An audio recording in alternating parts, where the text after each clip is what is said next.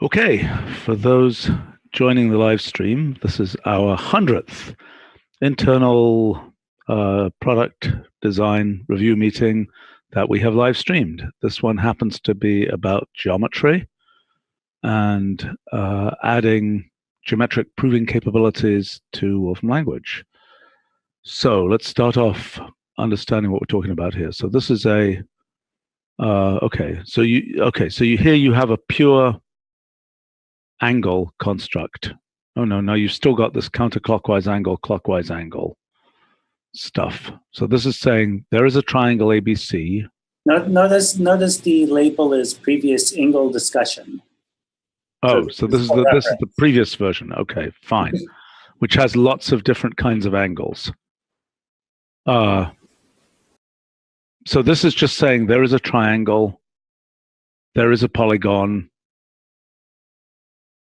and then this is referring to that polygon. Wow, okay.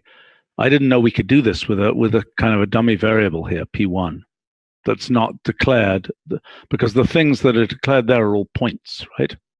You can declare points. You can also declare variables corresponding to scalar quantities. But if you want to have just a placeholder, you don't have to declare it anywhere. You can just do P1 equals whatever you want. Okay, how do you declare scalars? So the first argument is currently just a list of points. You can also make it a list of two lists, where the first list is the list of points and the second list is the list of scalar variables. So if you wanted to say have an angle equal 90 degrees plus x, you would do the two list form of the first argument and have x in the second list. So we believe that geometry then is sort of points and scalars, that those are the two kinds of things that appear. What about operators, for example? Why not have if we were doing general equational logic, for example, in here, we would also have arbitrary binary operators and stuff like that. But I don't think we need this. We want kind of elementary objects. It's in some sense like the second argument to solve, like the variable-like things. Well, but except there's a third argument there, which is more like what is that like? I mean, because usually when you think about a formal system, right, there are things like there are variables, there are operators, there's a collection of 3 or 4 different kinds of things in the language for a formal system. And here, in other words, these things here stand for points, but this thing here is being effectively set up to stand for a polygon. Yes, but it follows from the semantics of equal. No, I understand that. But you're saying that the fundamental sort of variable-like things in geometry are points. And things like circle radii. Which are scalar quantities. Yeah. So This is confusing. What's confusing? Well, the separation between somehow the scalar quantities are more fundamental. And also saying, using equal to make a declaration as opposed to stating an equality.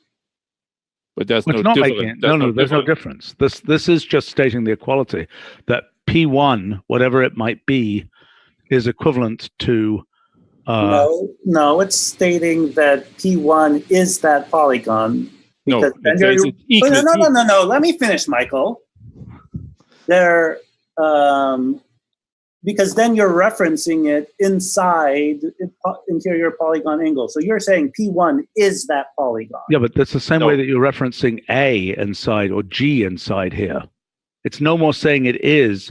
It's like saying it is equal to, but it is not. This doesn't evaluate, Itai. I understand that it doesn't evaluate, but logically this is baffling and wrong. I mean, P1 either P1 is that polygon. Wait a second. What would happen if it said P1 equals midpoint of blah blah blah? I think you'd be happy with that. Only if P1 were declared as a point. Right. I mean, the part that's somewhat strange about this is that P1 is an arbitrary symbolic structure. And for some reason, I mean, the point is that if P1 wasn't equal to this, then putting a P1 there, the whole thing becomes untethered and meaningless. Right. That's kind of the issue. So if you had P1, so for one thing, it's logically wrong, right? Because it should be set. You're saying that P1 is that polygon. Actually, Michael is claiming you're not. No. That's not. Like in any, say, you make solve. A equals 3, A equal B plus C. You just state an identity. No. But you don't say, you don't say, but then you don't talk about the, the properties of A. You say A equals 3.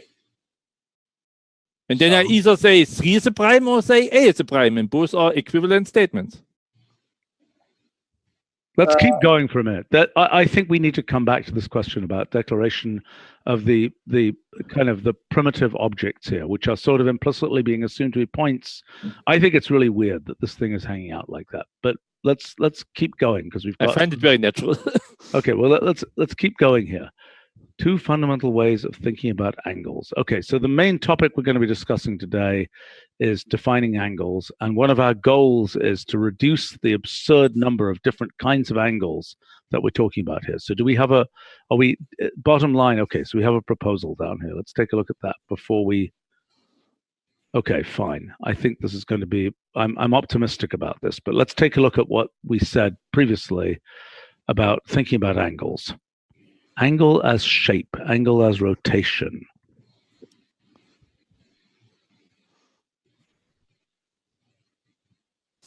Okay. 2 different, yeah, obviously, that's right. There are 2 different angles. I mean, but in general, you could say the acute angle or the reflex angle associated with this. Or you could say the clockwise angle or the counterclockwise angle. That's 2 different ways. Well, but no. If you say clockwise or counterclockwise, you need to say which one you're starting from. Sure. Right. So angles as terms are ordered pairs, whereas angles as sort of shapes are unordered pairs. Right. Okay. So the measure of the angle is the smaller of these. That's kind of weird. So this is a discontinuous thing. As you move this around, as you go through 180, it discontinuously jumps the value corresponding to this angle thing. Is that true? Correct. Okay. In many circumstances, right? If you go around, it will be continuous. No. But no, what I'm saying is that by convention, the measure is this. The measure of the angle is the smaller of these. That's only true in certain circumstances, right? Because this is why you have interior polygon angle and exterior. It's not necessarily the smaller. Right. When you're talking about angles as shapes, it measures the smaller one. I see. What just happened here? Why did this fail?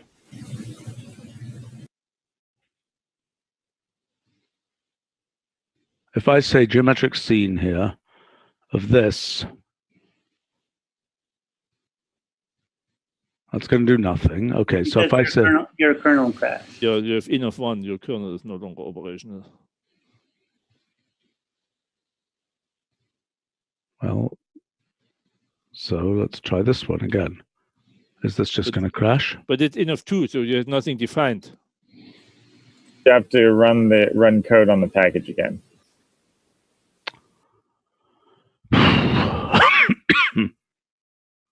Whoops, that's not what I wanted. All right, let me. Don't want to. Everything else is already evaluated, so you can just not evaluate anything.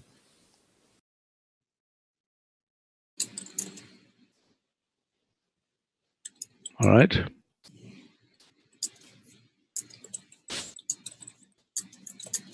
Could whoever's typing put themselves on mute?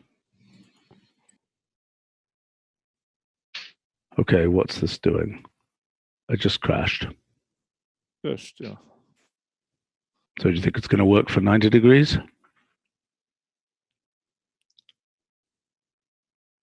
What version is it? Could whoever's making noise please put themselves on mute?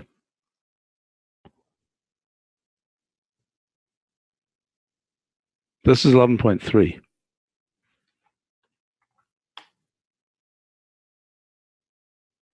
Oh, no, it's the 12 prototype build. Well, that could be the explanation. All right, let me start using 11.3 here.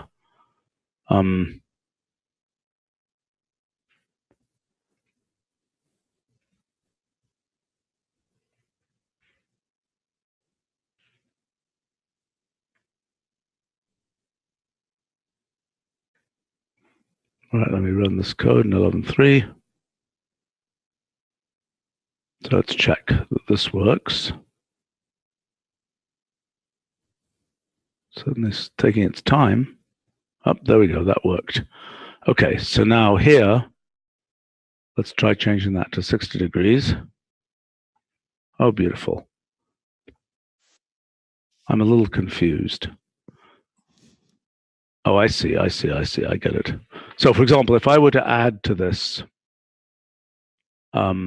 angle x zy equals, that angle equals 6 degrees. Oh, wonderful. Very nice. One equilateral triangle. Cool, okay. But now this angle function,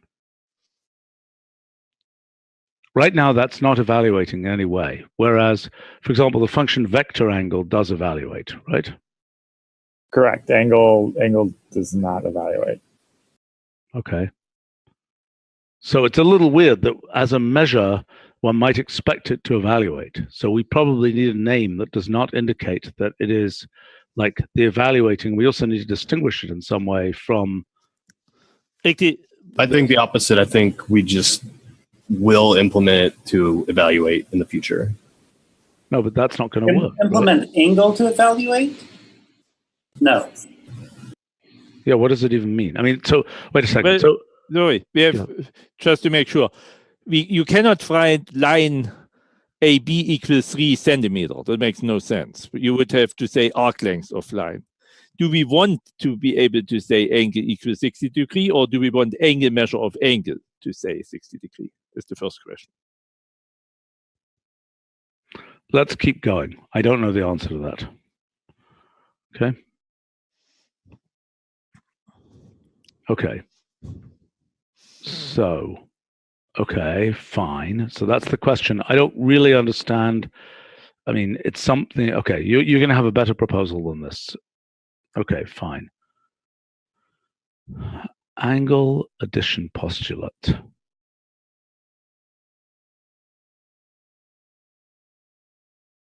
So what is the point here? The point is we need oriented angles if we're talking about summing up, if we're dealing with consecutive angles. Sure. Okay.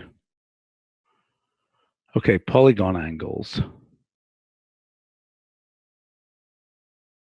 Okay, so that is given a polygon. I'm actually totally confused by this. I mean, here, this is just for drawing the polygon that you included here, right? Correct. It doesn't need to be in there. If you delete that, it'll be the same thing. Right. So this is saying there is a polygon, and okay, so the issue is really which angle at this point. I mean, to define this point at A, right? You actually don't need, all you need is E, A, and B to define that angle. If you want it to be an interior polygon angle, I understand. To know that it's interior, you have to know that all the polygon points. Correct. because you need the topology of the whole thing as well as. Okay. So which of the exterior polygon angle? I get it. Okay, what's this now? So this was the non-simple polygon would be for if we were implementing this outside of geometric scene. We only have simple polygons inside, so we don't really need to deal with it. But if the region people in the kernel group want to implement it. Implement there are what? no region people. There is a geometry team. Geometry, sorry. Okay. Want to implement what? Angle, counterclockwise angle, interior polygon angle, etc. Yes, but you're saying that this definition that happens for non-simple polygons is a generalization of your definition, or is it incompatible with your definition? It's compatible. Okay. All right, let's go on to your proposal here. In some more complicated cases. Unoriented angle. I don't understand this. Okay, so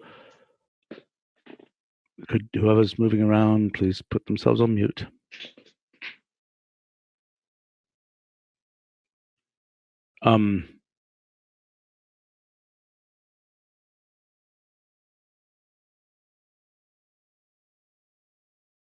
Okay, I mean, certainly the concept of defining what you mean by angle like this seems sensible. I think it's sensible to me. I mean, what is the unoriented angle again? Is that always the acute angle? Always acute or obtuse, but not reflex. So right, between 0 and 180. Okay, I don't think necessarily unoriented is the right name for that, but I understand the concept. Okay. Now, arguably, the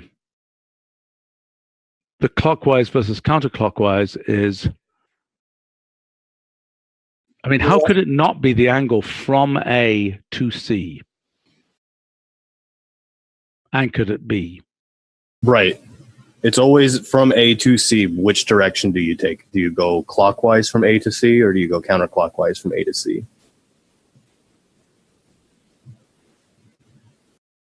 Okay, I get it. Okay. For the proposal, if you didn't put in that second argument, you'd assume it was that unoriented. Yeah, I get it. I get it. But this is really weird. There's a polygon. Whew. I think that's potentially backwards, or at least confusing, because if we're defining it as turn, right, it should be the angle from the continuation of, I don't remember what the points we had, were they ABC, right? It should be the rotation from ABC, from the continuation of AB to BC. Okay, what happens if we do something like angle line AB, comma line BC, or line, let's say. Well, I don't think angles should compute line. They should take lines. I mean, if it's a fundamental object, then it's not something that calculates things out of arbitrary arguments. But wait a minute. But those lines, which coincide at the point B, why is that not a perfectly? I mean, to me, that's the analog of polygon angle. No, it's the analog of vector angle. Correct. That's the same thing as vector angle of that is vector angle, and vector angle we should generalize to K flats, affine spaces. But isn't that raise the point that essential to define an angle, essentially you need a point and a ray, right? And if you define it from 3 points, you implicitly define those point and way.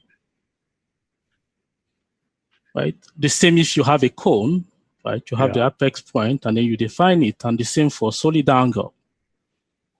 So maybe the definition shouldn't be based on point, but on the actual geometric object. But you still don't know if you take the outside or the inside. Hold on, let's understand what Charles is saying first. So Charles is saying there is an anchor point, which in this case is the point X.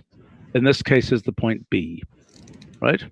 There's an anchor point for the at which the angle is being evaluated, so to speak. And then there is the thing that determines kind of where the arms go relative to that point. Is that what you were saying, Charles? Yes. But then if you think on a sphere, with the center being the anchor point and a couple of points, you could still basically take the two complementary parts that span it. I agree, but let's look at the solid angle case for a minute. Because the solid angle, there's a center. So, essentially what we're saying is every angle has a point that it is defined at. Right? And then it has some kind of extent. Is that a fair statement? So for solid angle, extent. Well, I think you kind of mean like a cone. Right. A generalized, not just ice cream cone, but any. Yes. Okay, let's look at the solid angle case for a second, okay? And by the way, we might get away with calling this plane angle. Maybe. Not sure. Or point angle, but let's keep going for a second, okay? So, okay, could you walk me through the solid angle case? So there's a point at which it's defined, some point P, and then how do you specify the cone of solid angle? You would have some kind of boundary curve on, say, a sphere and 1 point inside. Or it might just be a delta theta, so to speak, around that point on the sphere. If it's a, I think that's one way, Michael. That's one way to generate that cone. By cone, I don't mean a regular cone. I generally mean something very irregular. Me too. Okay, good. But is that a valid meaning? I mean, a cone, you have to define it. I mean, you need a pointed cone to begin with, right? Okay, but when you say such and such a number of steradians on the sky, let's say, you mean that the fraction you mean, well, first of all, now you're talking about not solid angle, but solid angle measure. And yes. And second of all, what you mean is that fraction of the total sphere, which is, blocked or, taken up by whatever it is you're measuring, times 4 pi. Right, that's the measure in steradians. Yeah, right. But okay, so let me walk through again what you mean by. Okay, so I wasn't listening carefully enough when you talked about angle measure versus angles for the planar case. Like the angle is the geometric object. The 30 degree is the measure, like a line and the length of a line. Right. A polygon and the area of it. What do you mean? What is the angle? Is it a point? No, the angle is kind of, there's not a sharp definition. Following Euclid most closely, the angle would be 2 half rays and a point. Yeah, okay. So that would be like a cone. Yeah, okay. So but without the interior. Yeah, I got angle. Yeah, I got it. The surface of a cone, basically. Right. It's kind of like the intersection of that cone with the in this planar case, right? It's the intersection of that cone with the unit circle. We put the center. It's something. It's a little bit like arrow. Arrow is a graphics primitive, but what is it? The word is not really well defined. Right, and let me point out that this is the angle that you're talking about is only one of the two planar angles we can talk about. This is the angle as shape as opposed to the angle as turn, which is you have an ordered pair of rays, and now you're talking about, right, so the first one is point, and you're talking about how one is rotated from the other. The second is from the first. Yes, I understand. So okay. So you're saying you're identifying there's what you're calling shape, the geometry. Well, angle as shape, you're saying, versus angle as turning. Yep.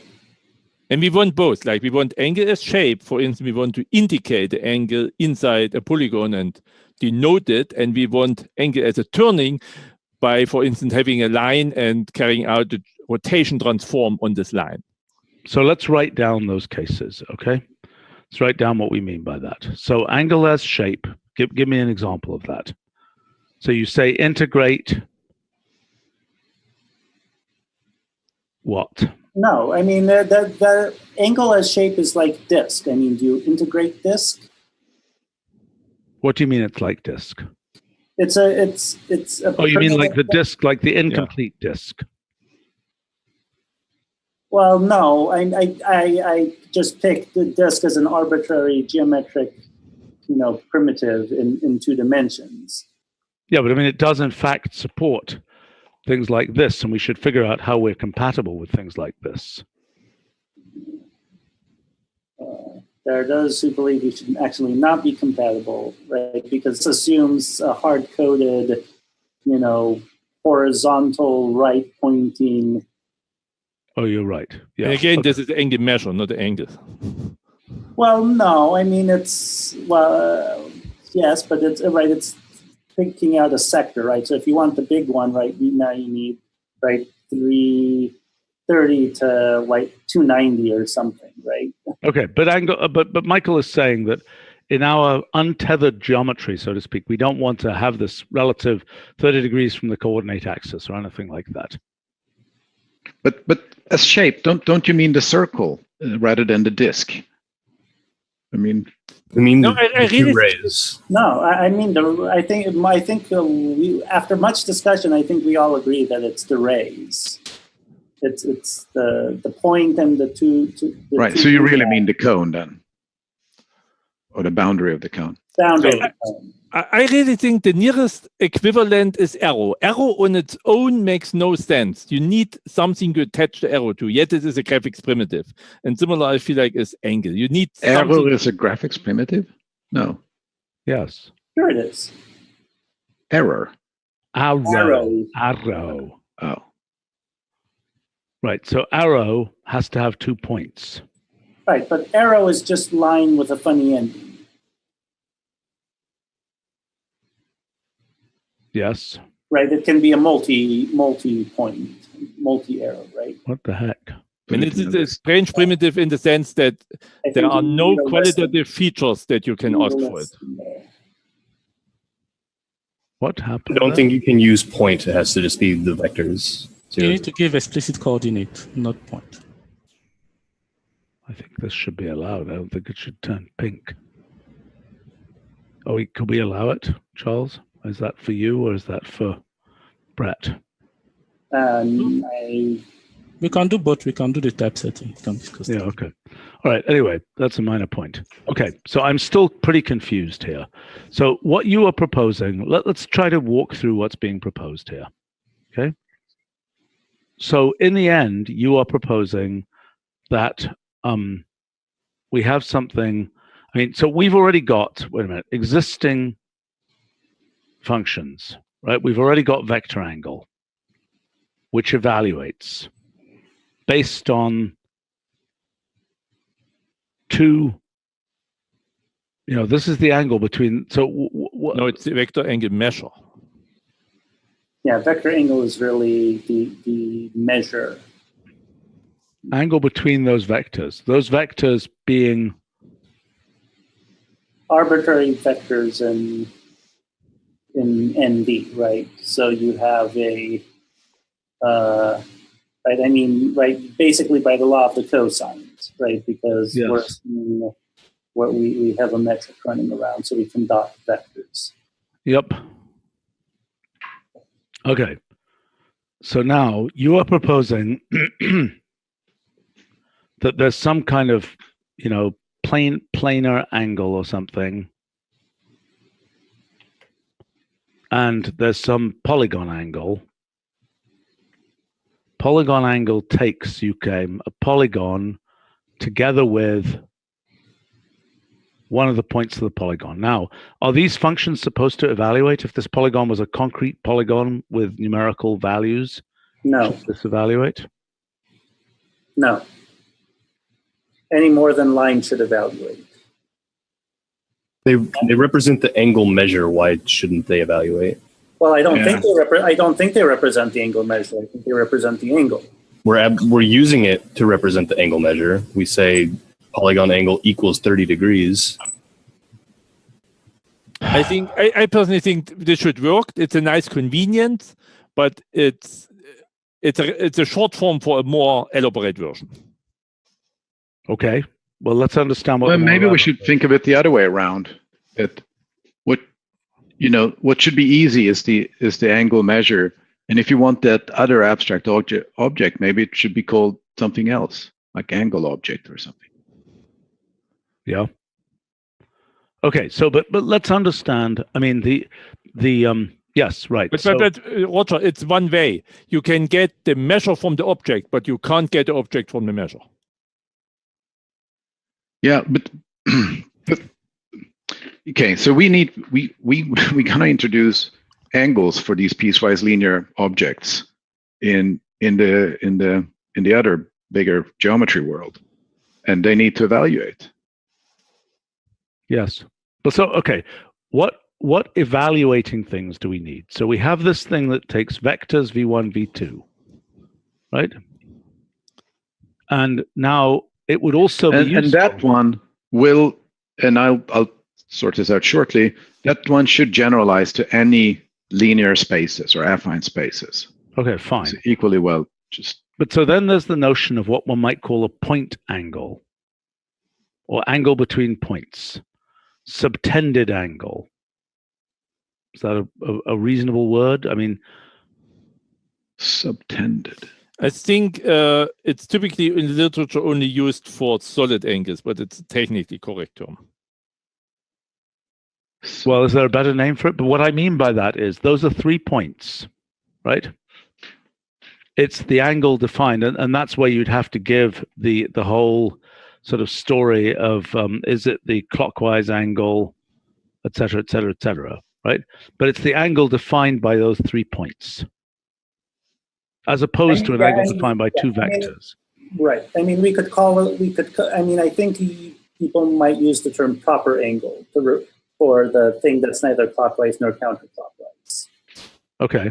Right. Well, fine. So that's part of that naming. Right. Okay. But I want to know about this name here, because now we've got a third name here. Well, okay. In 3D,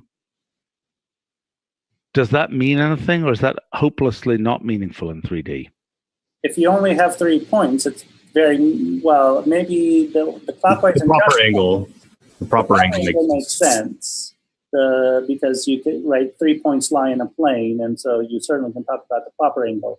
Now, clockwise and counterclockwise become problematic because you don't know what that actually means. Yeah. But you could argue that for 3D, you add another point for fairness.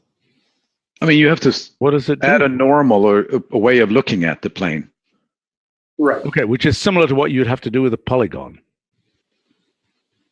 And for polygon, we don't need clockwise or counterclockwise. From the ordering of the point, we deduce what's the normal. Fair enough. Do we need a convention to deduce the normal? We do. We need a right-hand rule or something to deduce the normal. Right. But we have such a convention. Yes, we do. Yes, phase form implements that, in fact, convention. There's the sides to them. Well, right. Well, of course, I mean, we only have a normal if all those points of the polygon lie in a single plane, which they may not. That's the default assumptions.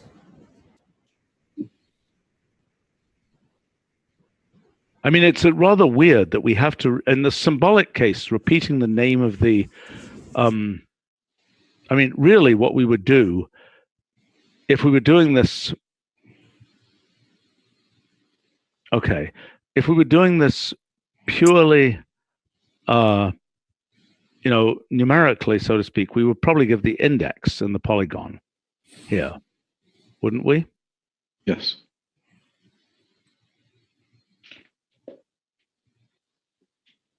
Seems a little bit odd to me because typically only within functions like graphics complex measures do we refer to indices, not. Well, how else do we do it? I mean, otherwise we have to reproduce the new, the random value of the nth element of the polygon. Yeah.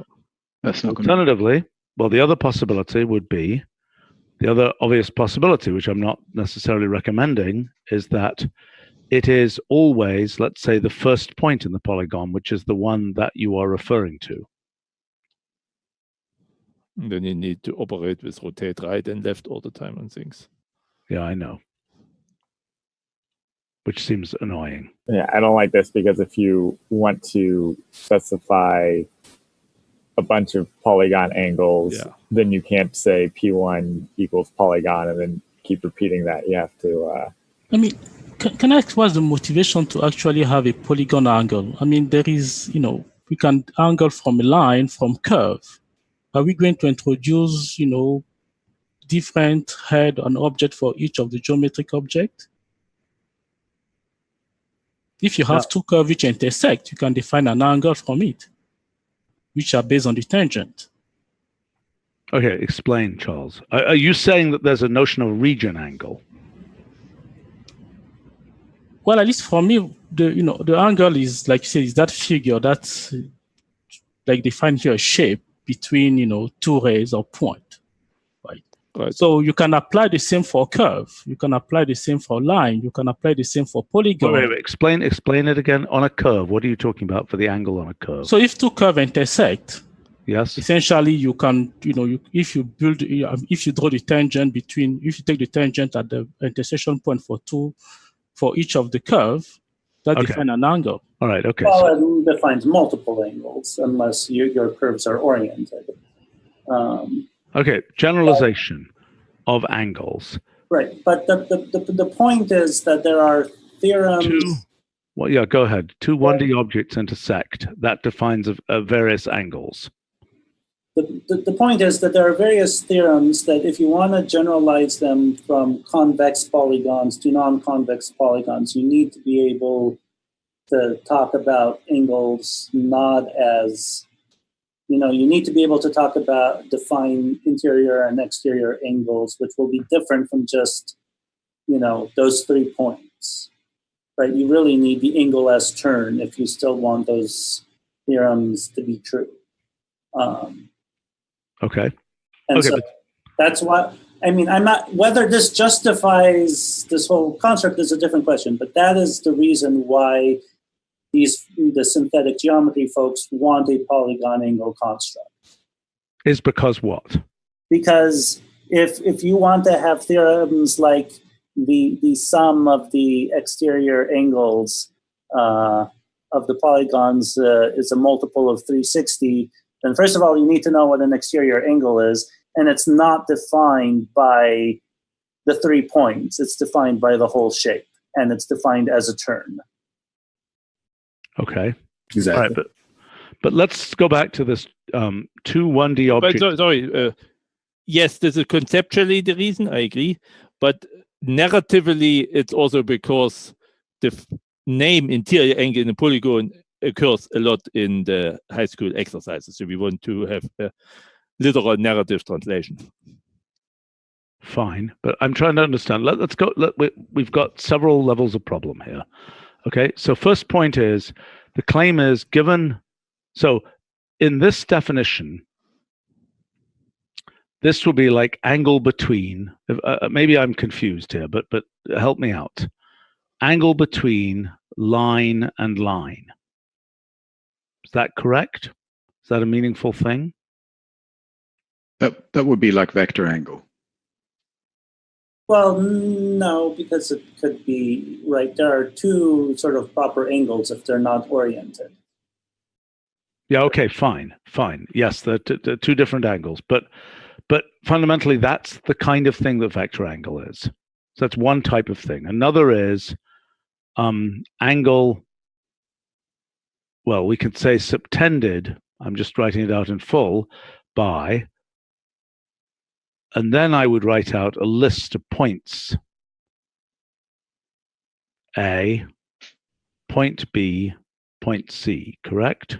Well, maybe. I mean, I would expect an angle subtended by to take one point and then an arbitrary shape, and it's the angle subtended by that whole shape as seen from the point in the first argument.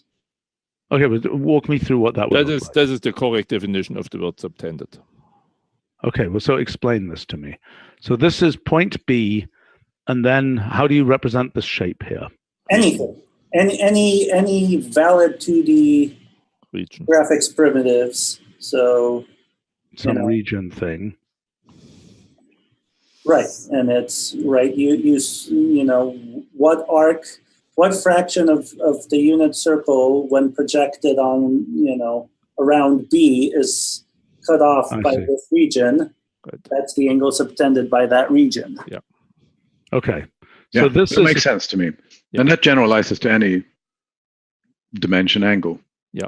Fine. So, okay. So this is the part of the unit sphere, circle/sphere,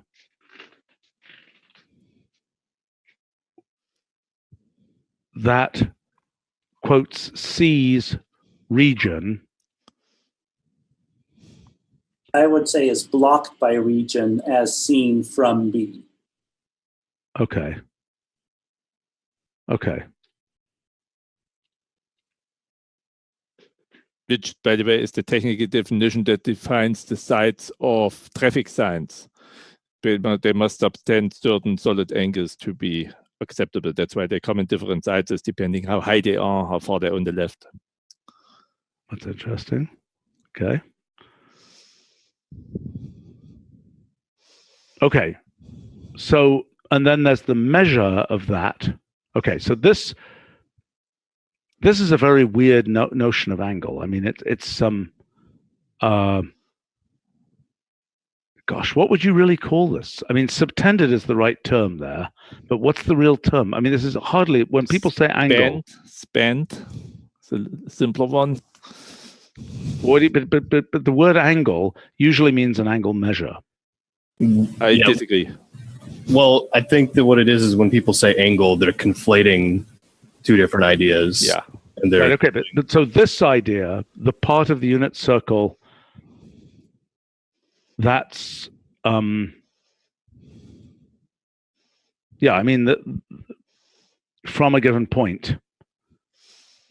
Oh gosh, what will we do with this though? I mean, like this is, in a sense, this is, I mean, in 1D, 2D, this is basically a bunch of intervals.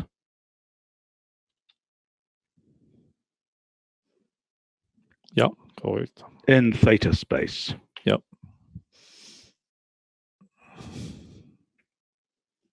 Okay. And in 3D, it's a bunch of regions in theta phi space. Yep.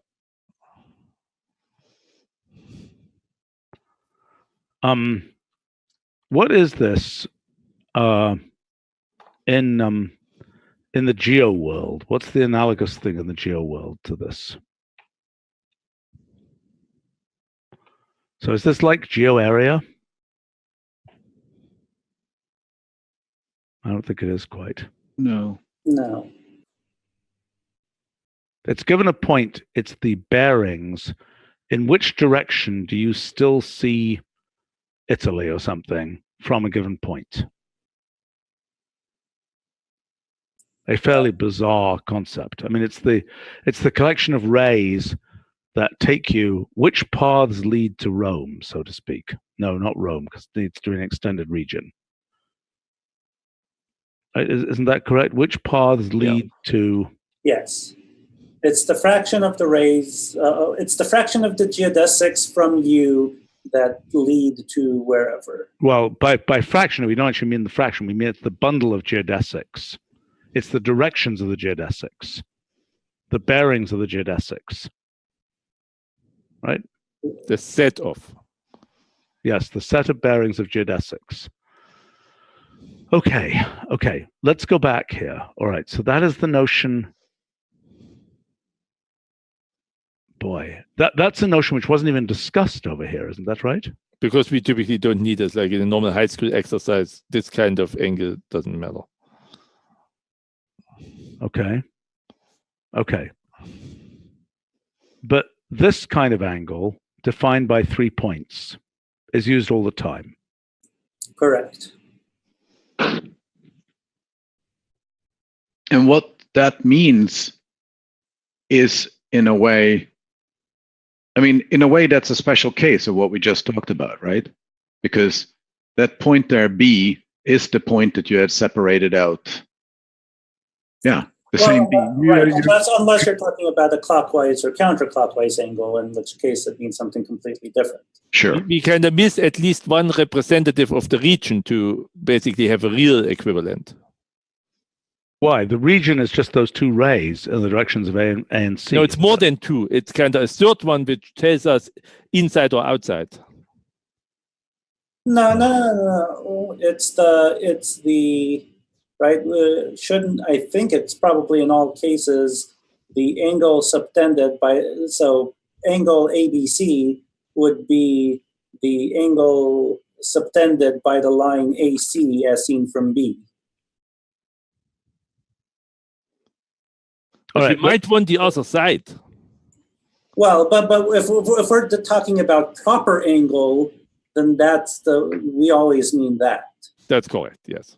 Now if we want to talk about anti-proper and clockwise and counterclockwise, now we have a whole other range of things.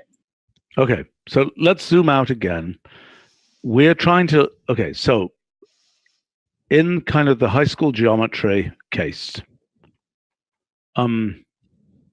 Euclid style geometry, the claim is that in that case we want this situation, right? 3 points defining an angle and not much else. But Most often. Yeah, and often together with clockwise and counterclockwise. Yeah, fine. What would you call that if you were qualifying the word angle? Because we're not really going to call this angle because that's too general a name for this rather specific thing. What would you call this? Angle. What's that? Go ahead, Ian. Either plane angle or angle 2D, I think are both good. Planar angle. Right, except these points don't have to live in 2D, so calling it angle 2D is bad. But planar angle makes sense, yes? Correct, because these 3 points will lie in a plane no matter what dimension they're in. Okay, so let's imagine that there's planar angle, and then we'll discuss what subcases of that there are. Then what is the polygon angle case? Should we just call it polygon angle, as you've been suggesting? Is that, so polygon angle, just give it a polygon. Would it assume the first point in the polygon? No, I think you'd have to list the points. Okay, but in the symbolic case, it's fine and dandy to list a point. In the actually, the next question is, does planar angle evaluate with non-symbolic things in it? To what could it evaluate? Well, it could evaluate to the measure of that thing, right?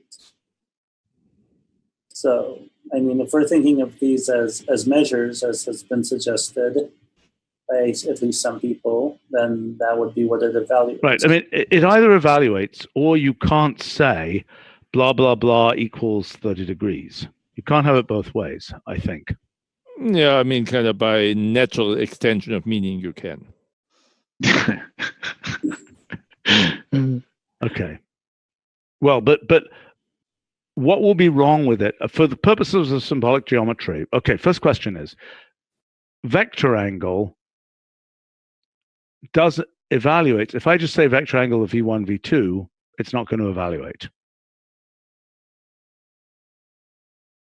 If you give it two lists of the same length, then it will evaluate. Right. So the also, like I would like to style an angle. And so wrapping a style around a geometric shape, object, or primitive seems sense. Wrapping a style around 30 degrees, I find very strange. No, it's crazy. Right. I mean, maybe you should call it angle shape, just to be very explicit about it. And what's the relation between an angle shape and an angle?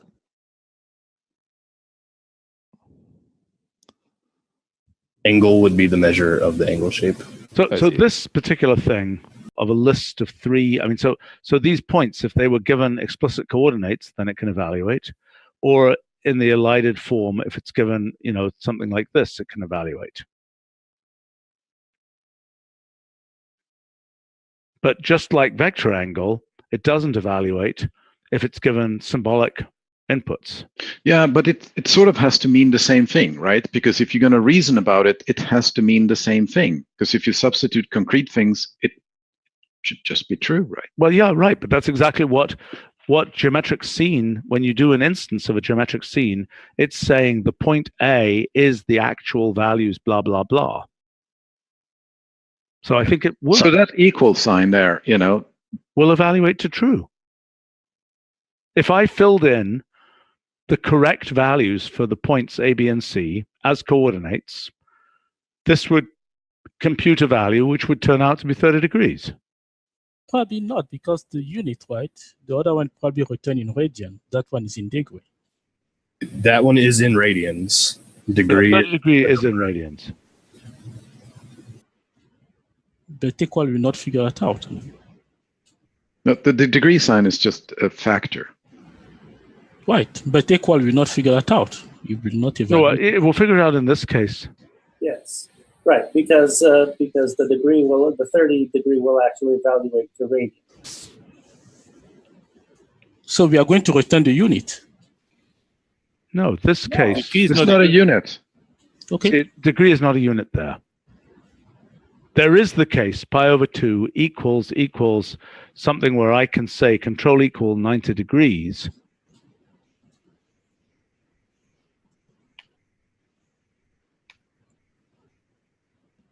What the heck does that mean? Means that it thinks you have a scalar and the non-scalar thing. This is okay. So I can comment on this. Actually, I wrote some long page evaluation for the International Committee because I was asked. There is a discussion if a radian is an independent base unit, and there is no international agreement on this. Italy and the US would like it to be an independent base unit. Germany would not like this. So they are stalemate right now. How long have they been in a stalemate on that topic? It has come up repeatedly over the last 25 years. Okay. I thought you might say 100 years. Okay. Where German Americans, or at least Germans who live in America, stand on this? Because they were asked by the American Institute, they followed the American opinion. Okay. This message leaves a bit to be desired. What do you mean it's invalid? You compare things that you can't compare. Apples and oranges. Yeah, but I don't think the word invalid is rather unfortunate here, I think. Yes, agreed. I can speak with Nick. Okay. Okay, but let's come back to this. Let's see. Sander is sending us something on the live stream. Let's just evaluate his piece of code, which I don't necessarily understand, but let's take a look at this. Okay, and the question is, would the angle also work if B is not repeated?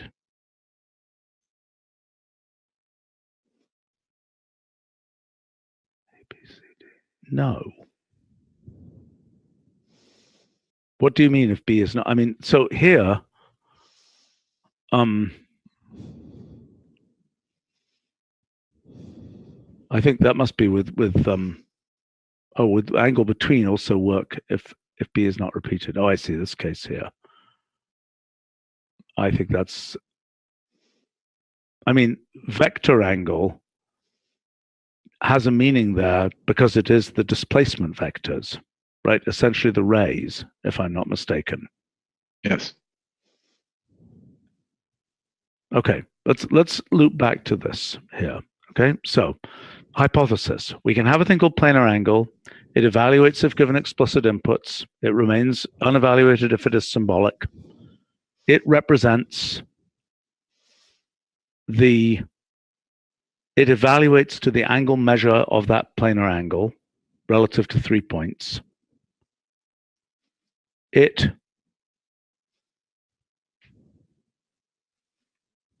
somewhat bizarrely, we would have the convention that were you to merely mention it, it behaves like an angle shape. I mean, with respect to geometric scene, that's a hack. Yes. Well, I think it should never behave as an angle shape. It should always behave as a measure. Okay, but then if you want to annotate your picture, Should have to use an angle shape. I don't really like the term shape. What would be a better term for this? What is this thing called? That little thingy dingy. What is that called? It must have some official name. If it's been around as long as Euclid, which it has, it's got to have an official name. I'm not aware of one. Yeah, it's the angle thingy as far as I'm concerned. Angle indicator. I wouldn't call it an angle shape because it isn't really a shape. But so what would angle indicator then have in it? It would say... I mean, I think it would be really... it would be really good to be able to use that as a graphics primitive. No, I agree. So then angle indicator takes 3 points.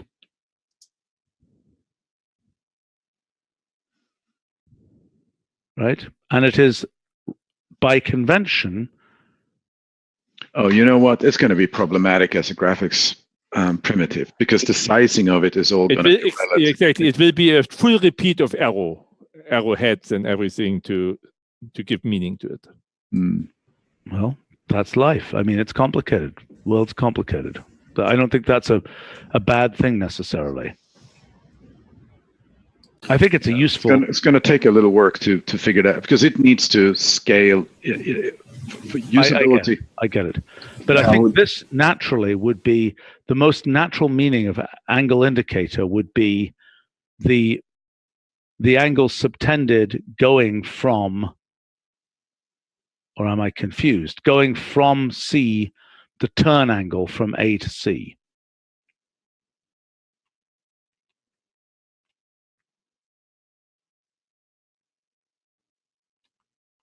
And how you would get in this case the other one? Well, I think you'd have to have a second argument. Yeah. But then, there could be a direction there too, right? So what you indicated now is counterclockwise. What you say from... Am I saying counterclockwise? No. If I'm looking at the picture on the left... Doesn't make any difference. I could switch that picture around. There's still a well-defined turn angle from A to C. If B is a well-defined smaller turn angle.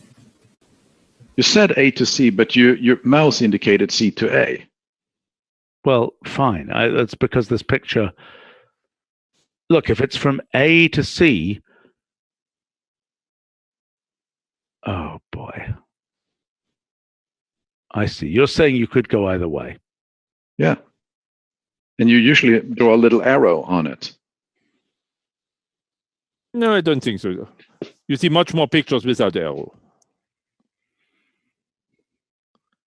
In a normal triangle geometry... so I'm wrong about this. That's wrong about the turn angle thing. That's just wrong. Rather, it would be, by default, the proper angle.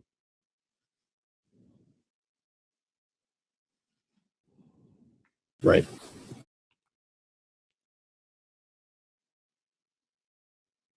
And the other case would be,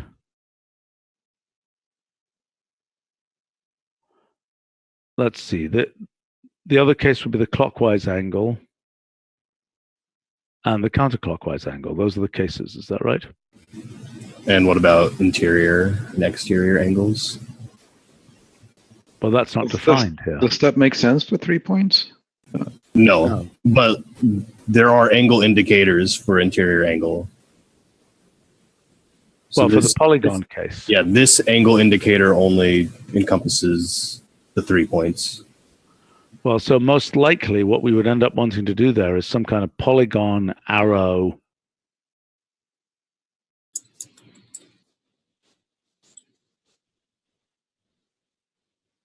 Something like that. What do you think? Or a point A arrow polygon or something. What's the right way?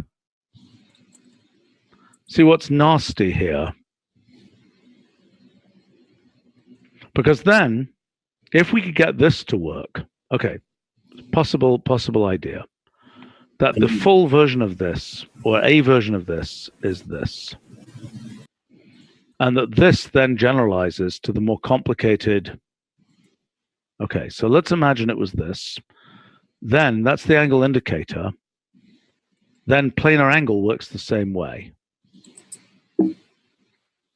Okay, that is that there's a simple form, which is this one here, but that the more decorated form is point B arrow subtending points, so to speak.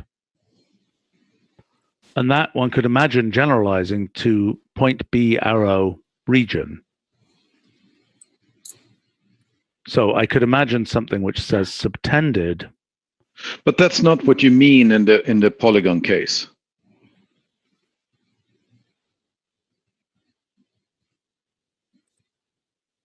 You literally pick out the 2 neighboring points to A. Yeah.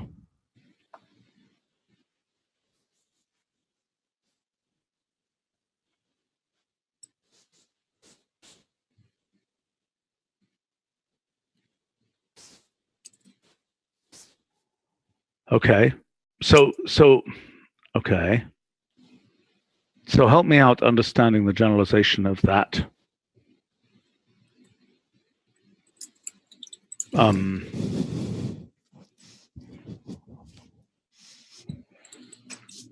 Sandra on our live stream is suggesting the interesting term angle arc.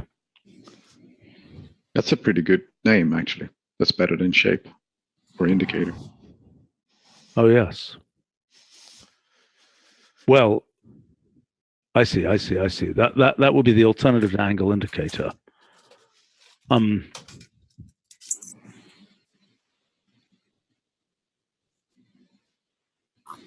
Interesting. The only thing that reminds me of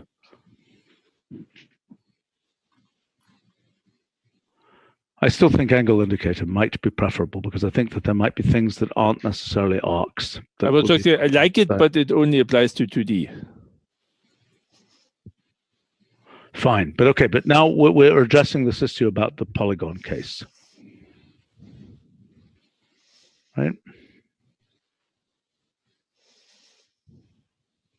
And okay, so but fundamentally we've got 2 things we're dealing with here. Okay, so do we agree that planar angle fundamentally is a thing that remains symbolic if there is you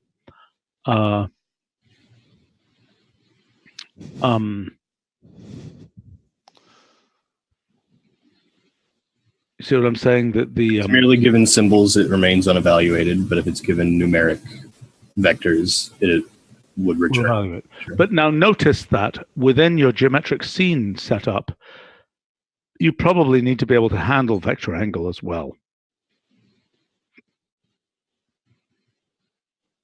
Right? In the geometric scene case, right, there's no reason why, let's see, back up here, there's no reason why you can't have vector angle, let's say with the, oh gosh, this is going to be a mess, isn't it? Because if you go AB... Well, that evaluates. I know. It's a total mess. Right, because vector angle, it's ambiguous whether those correspond to points defining lines. Right. Well, I mean, I don't really think that's ambiguous, right? I think that's right. That's something that evaluates. Yeah, fair enough. And those are just coordinates. And if you wanted to do the other thing, you'd have to do something like this. Does that make any sense, or should we not even go there? Well, I mean, I'm not right. I mean, unless we're declaring. Well, does this? I guess this probably makes sense. I'm not sure because vectors actually have a direction, which lines do not. Although this may not matter for the purposes of vector angle. All right, okay. But let's go back into planar angle and so on, okay? So one of the remaining issues is this, well, that's irrelevant, of course, but this idea of picking out a point in a polygon. Which angle do you mean, first of all? Is the interior or the exterior? Yeah, you'd still need a second argument. Well, fair enough. Fine. We could have that. I mean, it would default to interior, probably. Agreed.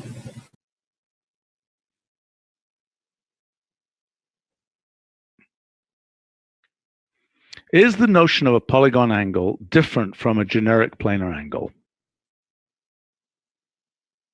Not really. Yeah, I was going to say, because the polygon has to lie in a plane in order for this to make sense. Yeah. Okay. Well, so one is local, one is more global. Period. Well, you're saying this one here, so we would say comma interior, that will be the default.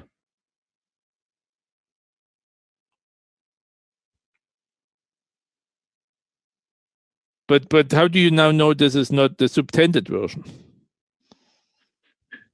Well, there's a rule inside of there. What do you mean by the subtended version? You mean how do you? Oh, I see what you're saying. Yeah. If you're standing at A, that polygon will block out a bunch of thetas. Yeah. And that's not what we want. We just want the part that's local to the vertex. Yes, exactly. Yes. I mean, of course, yeah. Right, but that thing could be part of this more general, subtended angle thing, right? I mean, in angle, the rule could mean. Yeah, in the case of subtended angle, it could mean, that's only going to make a difference. If you have a regular pentagon or something, it doesn't make any difference. The two are the same. So, for instance, if you have a polyhedron, the two kinds of angles going on in it, you have the regular sort of planar angle or 1D angles, are called dihedral angles. And those are the angles between the faces. Yes. But you also have, at each corner point, you have, a solid angle. Yes. Dihedral angle and solid angle are the two. Yeah, right.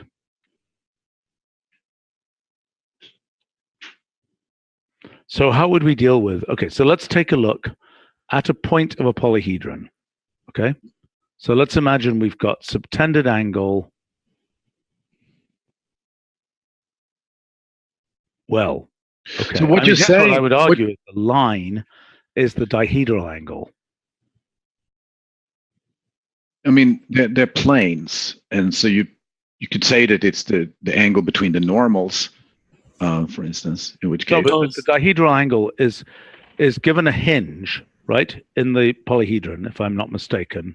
So it should be line goes to polygon, the two-plane polygon in 3D.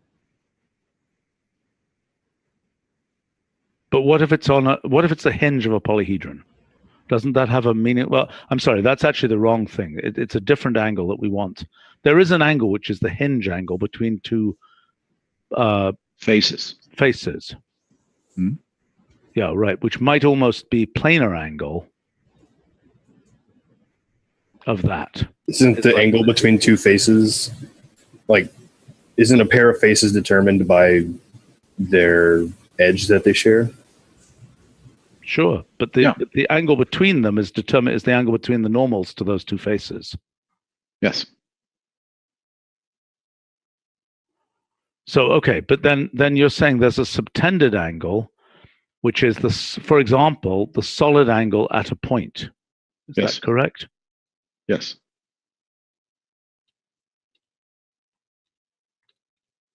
Okay, what is the dihedral angle? What's the definition of that? Which of these? Which?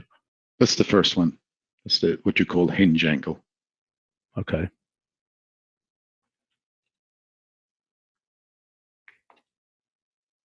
Okay. So if you're dealing with the polyhedron, you presumably have indices in the polyhedron representing its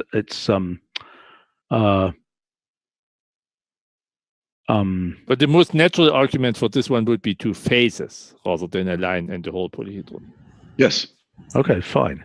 Well, but so adjacent, preferably. So how would you do that? How would you specify that?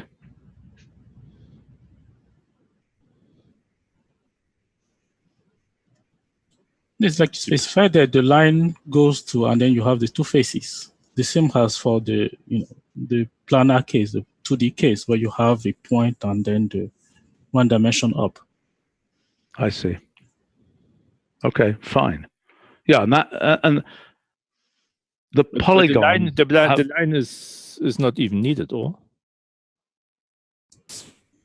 Same like in the planar case, where you assume that the point of intersection, you specified it, even though it's not needed. You can deduce the two faces from the line and vice versa. Also, the polygons are assumed to have surface normals defined by some right-hand rule or something. Is that correct? Yeah, if you have a polyhedron, you have there too. You have interior and exterior, right? Yeah. So, and so that's why you need a whole object, because then you can say what's inside and what's outside. Well, so okay, so what's correct here? So this one is correct. Right, but in the dihedral angle, right, it's really the angle between the one guy's interior normal and the other guy's exterior angle, right? Because if they're nearly parallel, you want that angle to be pi, not 0. I don't know that convention, but yeah, okay. All right, but let's go back up here. So do we believe that fundamentally, okay, so this case is a little bit funky because it's not a subtended angle, it's what we're calling the planar angle, which is some kind of, whereas the subtended angle, which is a perfectly meaningful thing. I think the rule in this case is a little bit misleading. In this case here? Yeah.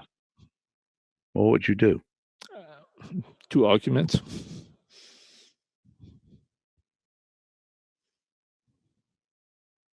But then how do you deal with this thing? Because that's then Assert. Well, how would you deal with this case then?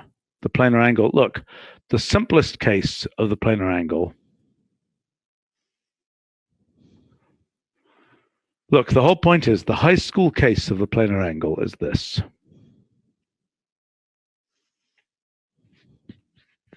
And the polygon one.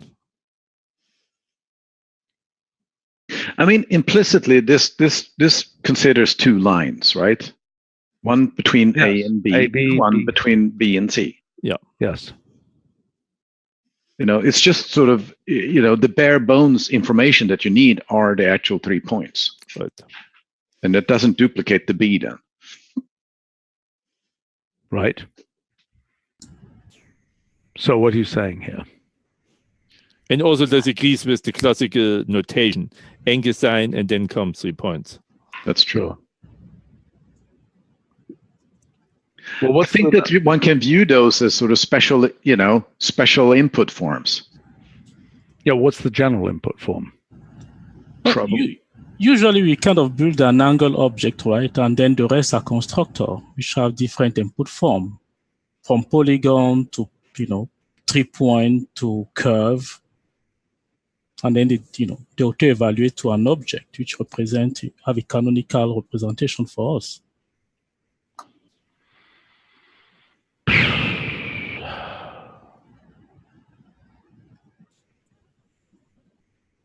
Well, what are you suggesting, Charles? That we have 3 different functions that all turn into an angle object? I don't think we want that, because we don't actually want things that transform too much, because we're trying to keep these geometric theorems in terms of the things that you gave as input. And Right. from what I said earlier, we definitely do not want to go to an angle object, because we want the angle to represent the measure. Right, that's kind of one of the issue with that synthetic geometry in terms of there is a lot of language concept you just need to add. You don't have to evaluate actually. Right, Michael, we discussed about it. It's when we try to merge both, it's kind of take the design really not right. So we need to make that distinction. Like now we have perpendicular and such. You don't evaluate or have no meaning. You should probably introduce more of those objects for the synthetic geometry, and not expect that the geometric side will actually evaluate or try to interpret. Yeah, but remember, perpendicular, well, is perpendicular does it evaluate to true if it has explicit lines? I don't think so. There isn't a perpendicular. In present tense, perpendicular is just formatting. In synthetic geometry, we're no longer using the perpendicular symbol because we switched to geometric assertion with a string argument perpendicular. Okay, fine. Okay, so again, let's go around this again. All right, we've got this rather elided form. Where within geometric scene, I would like to further elide and not even mention the point. Oh, sure. Right. It can just be ABC. I don't think that's particular to the geometric scene because point is a point set. Yeah. What? The point primitive that you're using there represents a point set, not an actual point. Like you can't take a point and put it in the vertices of a line, and reversely, you cannot take just a raw pair of coordinates and declare it to be a point. Fine, but isn't this the fully decorated form of what you're doing in the geometric geometric scene thing? No, the point I think represents a region, and we just want the coordinates. I'm confused by that. So you're just saying when I've written out point all over the place here, that's wrong. That it either has to be an explicit point with an XY coordinate, or it's an ABC symbolic value that is declared in the list of point variables in geometric scene. Is that right? Yeah, that's the way it is now. Okay, well, fair enough. I don't see a problem with that. Okay, so let's go back. Let's go around again then. So planar angle in the case where those ABC are explicitly, so let's write out what it would be. It will be, something like x1, y1, x2, y2, x3, y3 would evaluate, correct? Yeah, I think so. Okay. So now, the case that we're trying to deal with is, we could have a completely different thing called polygon angle. Is that what you believe is worthwhile? I do. If we could find a way to unify them into a small set of symbols, I think that would be nice, but we do need to be able to describe the different concepts of angles somehow. I mean, I don't think it necessarily needs to be a different symbol if we can. I mean, the planar angle really is a polygon angle where the polygon's a triangle. Okay. It's an interesting claim. That's a good point. Well, that makes a suggestion then. Okay. With that idea in mind, okay, I'm going to make the claim that the obvious thing to do is that that's equivalent to this. Is that completely crazy? I'm sorry, what's equivalent to what? This thing here, the regular case, right? And that then with that being seen as a triangle, it's equivalent to saying polygon of those things, arrow 2, he claims.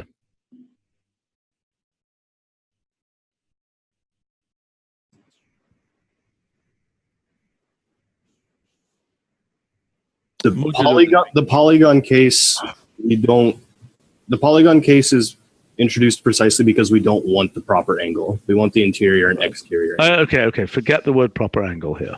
Well, that's what makes the two things incomparable, though. In the first case, you're talking about proper counterclockwise and clockwise. And in the second case, you're talking about interior and exterior. No, but you could just change the string. Yeah. The string is not the problem here. The issue is what the first argument. I mean, we can have. I mean, okay, it so happens that for the triangle case, this will agree, right? Yes.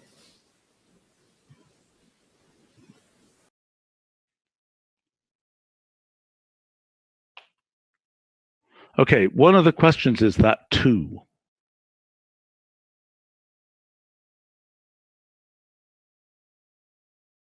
What will be a natural way to indicate? Get what I'm saying? I mean, so the alternative here would be list ABC, arrow 2. Or you want, if I'm not mistaken, well, do you in fact want this? I mean, because the 1D case is of no interest, we could allow both. Yeah. By 2, you mean index 2, right? Yeah, that's correct. So I think in synthetic geometry, we would prefer goes to B rather than goes to 2. Okay, but then this case is a pentagon. Right. What's the problem with it? I don't see a problem with this. Oh. Or equivalently, this or the symbolic representation of that polygon would be an equivalent form for that. Sure.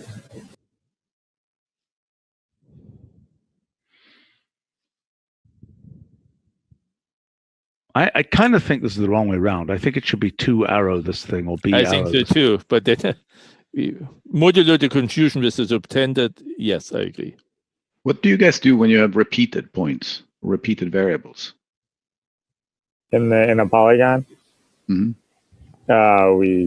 We fail. Okay.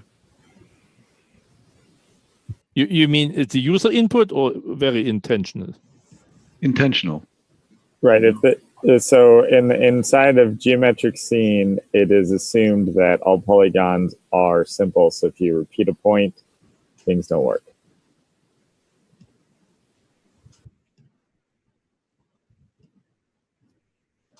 So, right. So is the suggestion is that interior angle is the default? Yes. And then, right, so what if you don't have a rule? Then it's not a polygon. then it is the case of then it's the non-polygon case.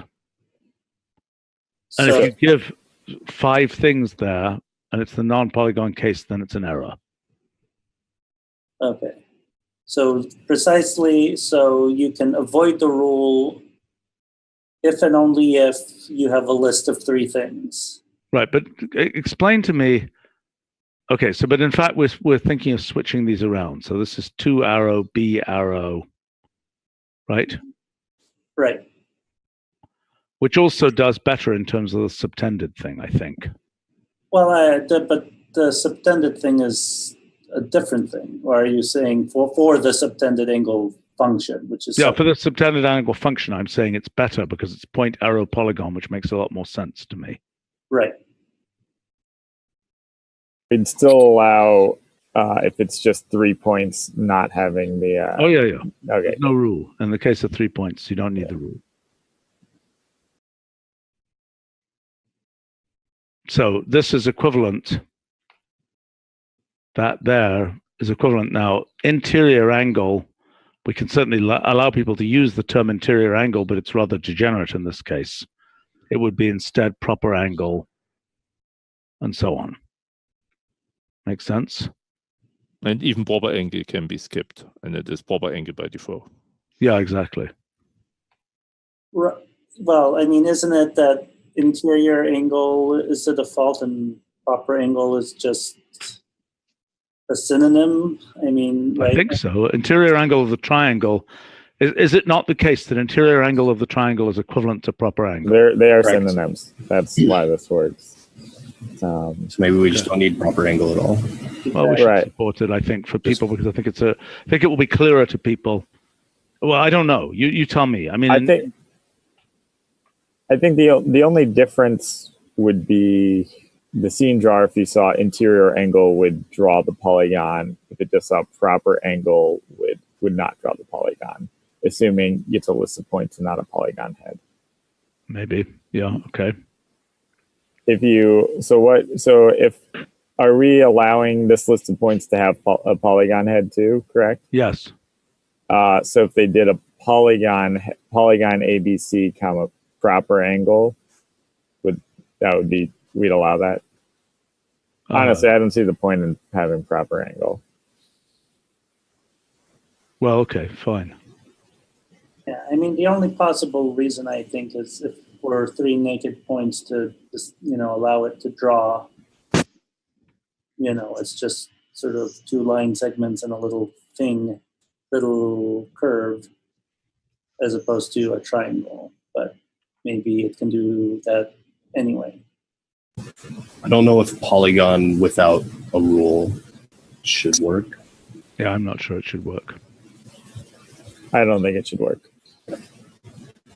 So we would allow list ABC, or we would allow Rule and list ABC, or rule and polygon. Yep. An interior angle, I think, is going to be reasonably clear to people, but that's a default. Okay, fine. I can't speak to that because I don't know high school geometry. I mean, how it's taught and so on. Okay, so then the notion is the right term, clockwise angle. So in addressing the other case, right? The case of, okay, so the thing, angle indicator is the visual that is a disembodied visual, independent of the scene drawer, probably not something we implement immediately. In the scene drawer, by the way, and this is something Sandor on our live stream has mentioned, when you have 2 equal lines, do we get the thing that the little check things that indicate that they're equal? Those things are very arbitrary because you can only have one of them in a diagram, right? Well, I mean, so currently we do not. You could have, I mean, from my experience in high school geometry, if you had 2 sets of lines of equal length, one would have a single tick mark in each of them. One would have 2, and then if they're parallel, you have arrows too. That's not currently implemented, but it's planned for at least some version. Okay. It's a little tricky to implement because also I mean, you could draw on all the plot markers that we've developed there. To use, I mean, you probably should use those traditional ones too. But yeah, but right, you could use whatever weird icons you want to say this is the same as this. Yeah, that's the main thing you want to do, right? Identify two things. Okay, so or quality of them, the length in this case, right? By the way, this generalizes reasonably nicely to the 3D dihedral angle case and so on, what we've discussed here, I believe.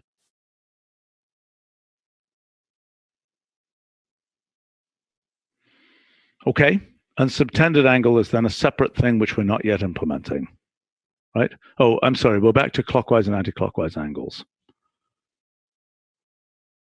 Is that, my brain is fuzzing out here. Is that's always the meaningful way to do it, right? To say clockwise, given ABC, there's an ordering ABC, right? Right. So assuming you take AB as your first guy and BC as your second guy, then yes, clockwise and counterclockwise are well defined from there. Okay. Sound reasonable to people then? But then that's what we. And are those the right names? I guess they are. I can't see any other way to name them. We could support anti-clockwise in addition to counterclockwise. Fine. Okay. Anything else here?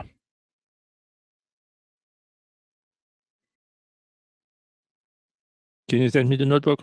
Definitely. What is conjugate exterior? So for the exterior angle, so the exterior angle of a polygon is normally the supplementary exterior polygon angle, where you extend the incident edge of the polygon. The conjugate exterior polygon angle is the angle on the opposite side of the interior angle that adds up to 360 degrees. It's almost impossible to understand without seeing a picture. Well, there's a picture if you scroll down. Oh. And also, explement. Explement. Is that a real word? It is, apparently. What do you mean by apparent? Okay, so let's send it to the. Well, I'll send it to T spelling. So the usual sense of exterior angle is like the angle in the top picture with the dotted line. The usual sense of exterior angle. Okay. You continue one and then take the piece left. Right. It really gives two angle objects, but they have the same measure. Oh. Okay. As opposed to the lower one. Okay, so you're saying that when we've said interior angle and exterior angle, that actually isn't what we mean by exterior angle. I mean, this is what I would have assumed exterior angle meant. That's what I did too. I would have assumed the other. Right. It seemed to be about 50-50, according to the Wikipedia article. Oh, God, what a mess. I know, right? Okay, so what are we going to call these things? Because we're never going to remember which is which.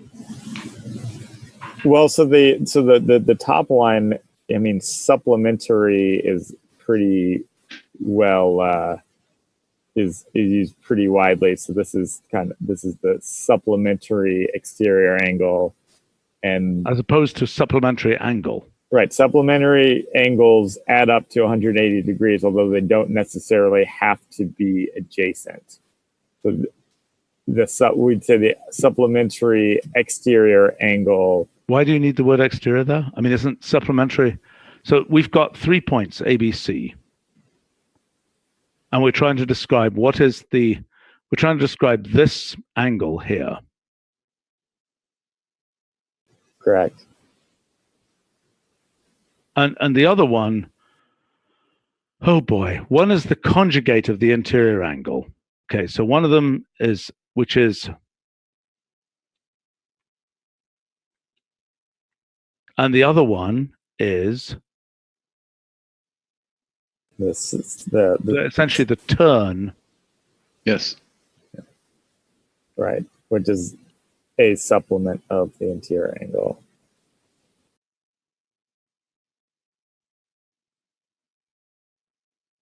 Right. Turn to go from one edge to the next, aka supplement of the interior angle.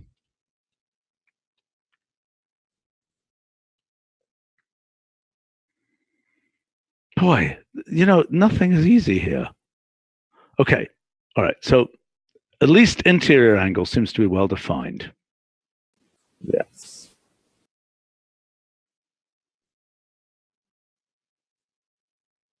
While there are two different conventions on exterior angle, the supplementary version is more common and in high school geometry, at least.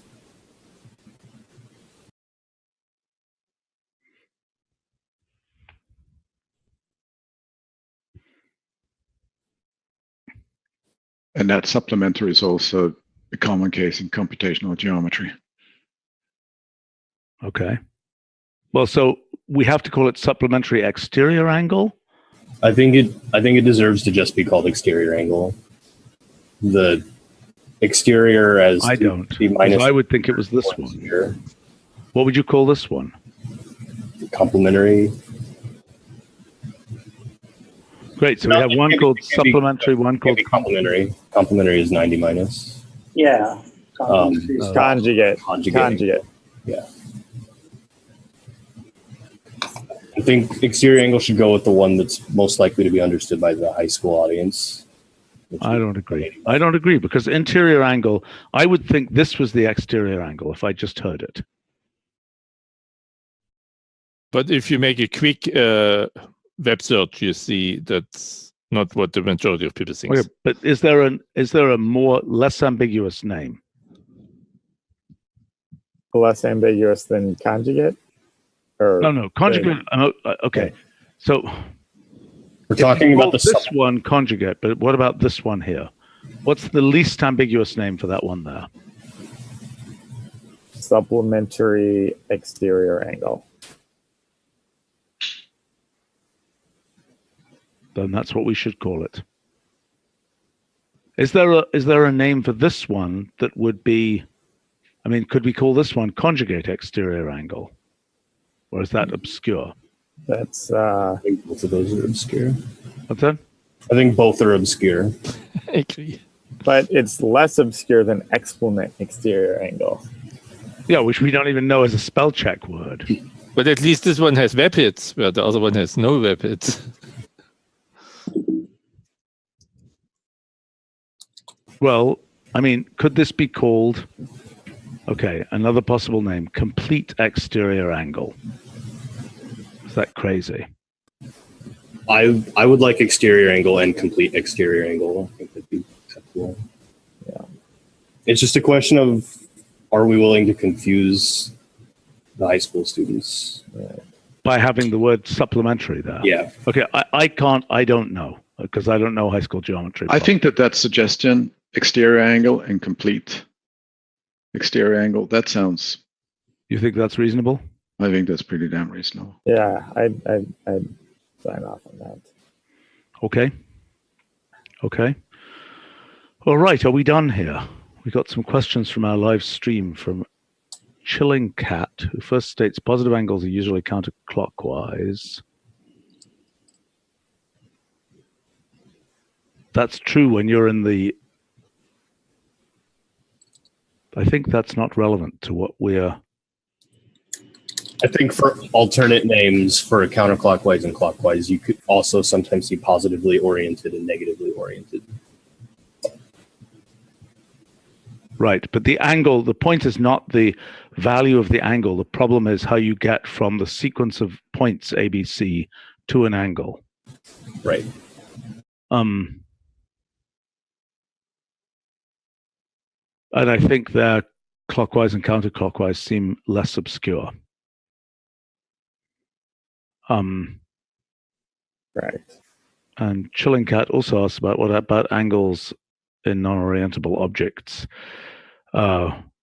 We discussed that earlier, and hopefully those, I don't know whether these, actually it's a good question, whether these names work. Where did you have your picture for that guy? Do these names make any sense for that guy? Yeah, they're well defined. I think Okay. you look at what gets colored in. So the exterior angles are 30, or the interior angles are 36 degrees, and the exterior angles are 144. The complete exterior angle would be whatever 360 minus 36 is. Right. It's the young. Whatever. Okay, fair enough. All right. Do we think we're done here? I'm happy. Yeah, I think this is a pretty good solution. Yeah, nice. Yeah, can you send the... Yep, I will send the notebook. Who am I sending this to? Am I sending it? Send it to me. I forward it. Yeah, send it to T Alpha Euclid, Michael. Yeah, Okay. that's even better. You can directly send to T-alpha-Euclid. Okay. All right. Okay. Thank you all on the live stream. Thank you locally. Talk to you all soon. All right. Bye. Bye. Thank you. Bye bye.